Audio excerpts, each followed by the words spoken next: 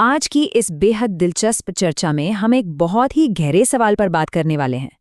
क्या मानव समाज को भी विज्ञान की तरह परखा जा सकता है, बिल्कुल किसी गणित के फॉर्मूले की तरह? खैर, आज के इस विश्लेषण में हम इसी की पड़ताल करेंगे। हम प्रत्यक्षवाद यानी पॉजिटिविज्म नाम के एक बहुत ही सख्त वैज्ञानिक दृष्टिकोण से अपनी बात शुरू करेंगे और देखेंगे कि कैसे वक्त के साथ ये उत्तर प्रत्यक्षवाद या पोस्ट पॉजिटिविज्म जैसे ज्यादा व्यवहारिक और लचीले नजरिए में बदल गया। अगर आप रिसर्च या समाजशास्त्र की गहराई को समझना चाहते हैं तो ये सफर आपके लिए बेहद जरूरी होने वाला है। तो आज की हमारी इस चर्चा का ढांचा कुछ इस तरह रहेगा। सबसे पहले हम बात करेंगे प्रत्यक्षवाद और ऑगस्ट कॉम्टे की, फिर इसके 5 प्रमुख सिद्धांतों की। इसके बाद हम रिसर्च के 4 सबसे महत्वपूर्ण पहलुओं को डिकोड करेंगे, फिर उत्तर प्रत्यक्षवाद के उदय पर नजर डालेंगे और आखिर में कॉलिंस की 4 परंपराओं को समझेंगे। तो चलिए, बिना किसी देरी के शुरू करते हैं। आइए सबसे पहले बात करते हैं प्रत्यक्षवाद की, और इसे शुरू करने वाले फ्रांसीसी दार्शनिक ऑगस्ट कॉम्टे की। ये जो हस्तलिखित नोट्स है ना, ये हमें सीधे ऑगस्ट कॉम्टे के काम तक ले जाते हैं। इन्होंने ही प्रत्यक्षवाद की नींव रखी थी। इनका एक बड़ा ही दिलचस्प और अटल विश्वास था। उनका मानना था कि जिस तरह हम फिजिक्स या मैथ्स पढ़ते हैं ना, बिल्कुल उसी साइंटिफिक सटीकता और गणितीय निश्चितता के साथ हम इंसान और हमारे समाज को भी समझ सकते हैं। मतलब समाजशास्त्र को एक प्रॉपर साइंस का दर्जा दिलाना उनका सबसे बड़ा मिशन था। अब जाहिर है कि ऐसा क्रांतिकारी विचार रातों रात तो नहीं बन गया। ये धीरे धीरे उनकी किताबों के जरिए सामने आया। 1829 में उनकी किताब आई कोर्स ऑफ पॉजिटिव फिलॉसफी, जिसने इस पूरी सोच की दार्शनिक नींव रखी।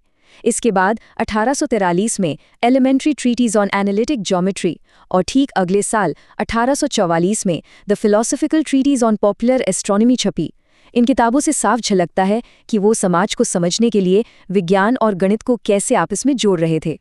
इन्हीं शोध कार्यों में कॉम्टे ने बताया कि हमारा धर्मशास्त्र या थियोलॉजी 3 अलग-अलग विकासवादी चरणों से होकर गुजरा है। सफर शुरू होता है जीववाद या एनिमिज्म से, जहां लोग मानते थे कि हर प्राकृतिक चीज में आत्मा का वास होता है। फिर समाज आगे बढ़ा बहुदेववाद या पॉलीथीज्म की तरफ, जहां कई देवी देवताओं की पूजा होने लगी। और आखिर में ये पहुंचा एकेश्वरवाद या मोनोथीज्म तक, यानी सिर्फ एक ईश्वर में विश्वास। ये 3 चरण असल में इंसान की सोच के विकास को समझने का एक बहुत ही शानदार तरीका थे। चलिए, अब हमारी चर्चा के दूसरे हिस्से पर आते हैं, जहां हम प्रत्यक्षवाद के 5 प्रमुख सिद्धांतों पर नजर डालेंगे। अब इन 5 सिद्धांतों को हम एक बहुत ही आसान उदाहरण से समझ सकते हैं। सोचिए, एक थर्मामीटर तापमान मापता है, राइट? उसे इस बात से कोई फर्क नहीं पड़ता कि मौसम सुहावना है या खराब, वो बस आपको फैक्ट बताता है। बिल्कुल वैसे ही प्रत्यक्षवाद मानता है कि विज्ञान को मूल्य मुक्त यानी वैल्यू फ्री होना चाहिए। रिसर्च में किसी भी पूर्वाग्रह या बायस की कोई जगह नहीं है। तीसरा सिद्धांत कहता है कि विशिष्ट चीजों को देखकर सामान्य नियम बनाने के लिए प्रेरक तर्क यानी इंडक्टिव लॉजिक का इस्तेमाल होना चाहिए। चौथा, विज्ञान चाहे कोई भी हो, जांच करने का तरीका हमेशा एक ही रहेगा। और 5वां, इस पूरी रिसर्च का एकलौता मकसद है मानव व्यवहार की सटीक व्याख्या करना और उसकी भविष्यवाणी करना। अब बढ़ते हैं तीसरे हिस्से की ओर, जो हर रिसर्चर के लिए समझना बहुत जरूरी है। शोध या रिसर्च के 4 महत्वपूर्ण पहलू। इन नोट्स पर नजर डालिए। यहाँ 4 काफी भारी भरकम शब्द लिखे हैं: ऑन्टोलॉजी, एपिस्टेमोलॉजी, एक्सियोलॉजी और मेथोडोलॉजी। सच कहूं तो पहली बार सुनने में ये शब्द थोड़े डरावने लग सकते हैं, लेकिन टेंशन मत लीजिए। सरल भाषा में कहें तो ये सिर्फ वास्तविकता को समझने के क्या, कैसे और क्यों का जवाब देते हैं। आइए इन चारों लॉजी को एक एक करके डिकोड करते हैं। शुरुआत करते हैं ऑन्टोलॉजी से। ये बड़ा ही बुनियादी सवाल पूछती है, आखिर वास्तविकता है क्या? प्रत्यक्षवाद के हिसाब से सामाजिक वास्तविकता कोई ऐसी मनगढ़ंत चीज नहीं है जो सिर्फ हमारे दिमाग में चल रही हो, बल्कि ये पूरी तरह से असली, बाहरी और इंसानी चेतना से बिल्कुल स्वतंत्र है। इसे एक इमारत की तरह समझिए। चाहे कोई उस इमारत को देखे या ना देखे, वो अपनी जगह पर मजबूती से खड़ी रहती है। समाज भी बिल्कुल वैसी ही एक ठोस वास्तविकता है। दूसरा शब्द है एपिस्टेमोलॉजी। अब अगर ऑन्टोलॉजी ने पूछा कि वास्तविकता क्या है, तो एपिस्टेमोलॉजी पूछती है, हम उस वास्तविकता को कैसे जान सकते हैं, उसे कैसे माप सकते हैं। प्रत्यक्षवादियों का मानना है कि ज्ञान पाने का सिर्फ एक ही सही तरीका है, सख्त और अवलोकन योग्य वैज्ञानिक पद्धति।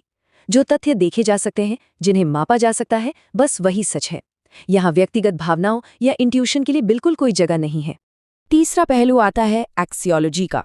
इसे आप रिसर्च की नैतिकता या एथिक्स मान सकते हैं। प्रत्यक्षवाद का एकदम कड़ा रूल ये है कि रिसर्चर को अपने पर्सनल मूल्य, नैतिकता और पूर्वाग्रह प्रयोगशाला के दरवाजे के बाहर ही छोड़ देने चाहिए। रिसर्च को 100% न्यूट्रल और मूल्य मुक्त होना चाहिए। मतलब शोधकर्ता की अपनी मान्यताओं का उसके नतीजों पर रत्ती भर भी असर नहीं पड़ना चाहिए। और आखिर में आता है मेथोडोलॉजी या शोध पद्धति। ये वो असल step by step action plan है जिसका इस्तेमाल पिछले तीनों सवालों की जांच के लिए किया जाता है।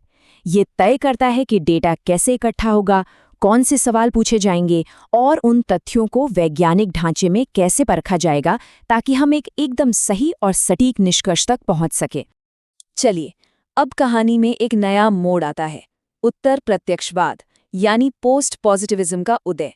हुआ कुछ यूं कि जैसे जैसे समय बीता, रिसर्चर्स को एहसास होने लगा कि भाई मानव समाज तो बहुत जटिल है, इसे सिर्फ एक कठोर वैज्ञानिक नियम से नहीं बांधा जा सकता। यहीं से समाजशास्त्र में एक बहुत बड़ा बदलाव आया। एक तरफ तो वो पुराना प्रत्यक्षवाद था जो समाज को फिजिक्स की तरह मशीनी मानता था, और दूसरी तरफ आया उत्तर प्रत्यक्षवाद जो अपने साथ पद्धतिगत बहुलवाद यानी मेथोडोलॉजिकल प्लूरलिज्म का लचीला आइडिया लेकर आया। आसान शब्दों में कहें तो शोधकर्ताओं ने अब कई अलग अलग तरीकों का इस्तेमाल करना शुरू कर दिया, क्योंकि वे समझ गए थे कि इंसानों का व्यवहार हमेशा मशीनों की तरह प्रेडिक्टेबल नहीं हो सकता। और इसी के साथ हम आते हैं अपनी चर्चा के आखिरी पड़ाव पर, कॉलिन्स की 4 परंपराएं। इस उत्तर प्रत्यक्षवादी सोच को रैंडल कॉलिन्स ने बहुत ही शानदार तरीके से अलग अलग परंपराओं में बांटा। चूंकि अब ये मान लिया गया था कि समाज को देखने का कोई एक परफेक्ट तरीका नहीं हो सकता, तो समाजशास्त्रियों ने अलग अलग चश्मे पहनकर समाज का अध्ययन करना शुरू किया। कॉलिन्स ने मुख्य रूप से इन 4 परंपराओं की पहचान की। सबसे मजेदार बात यह है कि ये ढांचे रिसर्चर्स को समाज को कई अलग अलग एंगल से देखने की आज़ादी देते हैं। जैसे संघर्ष की परंपरा बड़े स्तर पर सत्ता की लड़ाई और पावर स्ट्रगल का विश्लेषण करती है। वहीं सूक्ष्म अंतःक्रियात्मक परंपरा रोजमर्रा की छोटी छोटी इंसानी मुलाकातों पर बारीक नजर रखती है। उपयोगितावादी परंपरा लोगों के फायदे और लॉजिक पर ध्यान देती है, और समग्र परंपरा समाज को एक पूरी इकाई मानकर चलती है। देखा जाए तो ये उस पुराने वन साइज फिट्स ऑल वाले प्रत्यक्षवाद से एक बहुत बड़ी और जरूरी छलांग थी। इस पूरी गहराई को खंगालने के बाद एक बहुत ही बड़ा और सोचने वाला सवाल सामने आता है। क्या मानव समाज को कभी भी हमारे इंसानी पूर्वाग्रहों के बिना पूरी तरह से मापा जा सकता है? जिस प्रत्यक्षवाद ने एक बिल्कुल मूल्य मुक्त, एकदम न्यूट्रल समाजशास्त्र का सपना देखा था, क्या वो असल जिंदगी में कभी भी 100% मुमकिन है? या फिर हम इंसान होने के नाते ना चाहते हुए भी अपने अध्ययन में अपनी कोई ना कोई छाप छोड़ ही जाते हैं? इस गहरे सवाल के साथ ही हम आज के इस विश्लेषण को यहीं विराम देते हैं।